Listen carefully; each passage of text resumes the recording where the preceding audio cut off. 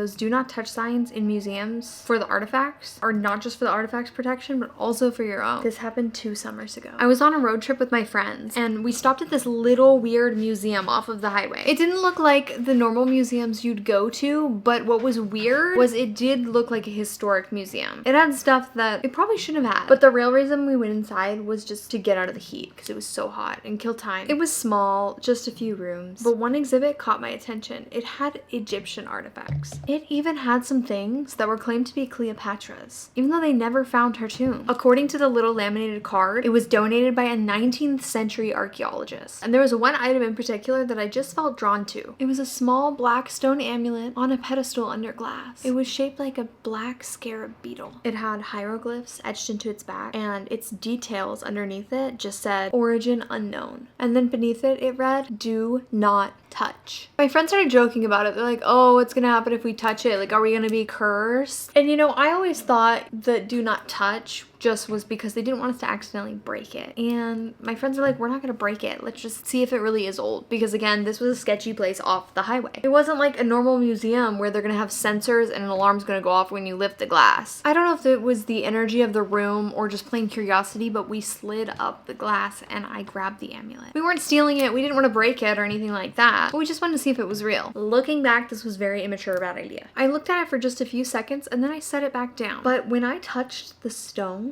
on the amulet, something washed over me, like when you get chills. And my vision blurred, and I swear I heard something whisper in my ear. I made a crappy joke like, oh, just channeling my inner Tomb Raider, and then put it back, put the glass back on, and we left a few minutes later. But that night, I couldn't sleep. Not because I was scared, but because I couldn't stop hearing whispers. And not in the room either. It was like inside my head. But they were words that I just couldn't understand. And then next started the dreams. It was always the same. I was in a dark hallway and there was a torch flickering. And the walls were covered in hieroglyphics. And I remember in the dream, something was chasing me, but I don't remember what it was. But I could feel it. Every single night I had the dream, it was like it was getting closer and closer and closer. After 3 days, I started getting nosebleeds. And then I had a cough. I went to the doctor and they couldn't diagnose me with anything. Then the symbols started appearing everywhere. First, I saw them drawn out in the condensation on my bathroom mirror. And then on my bed sheets. Once I even found one on my skin, like a bruise, but it was a shape. And it was the exact same mark that I'd seen on the scarab. So I went back to the museum. I walked in, I opened the door, I paid the $5 fee to go see everything, and the next thing I knew, I'm walking into the Egyptian room and there's nothing in there. Everything is gone. So I asked the old man at the front what happened to all the Egyptian stuff, the Egyptian room and the amulet, and he looks me dead in the eyes and goes, someone must have made a mistake. That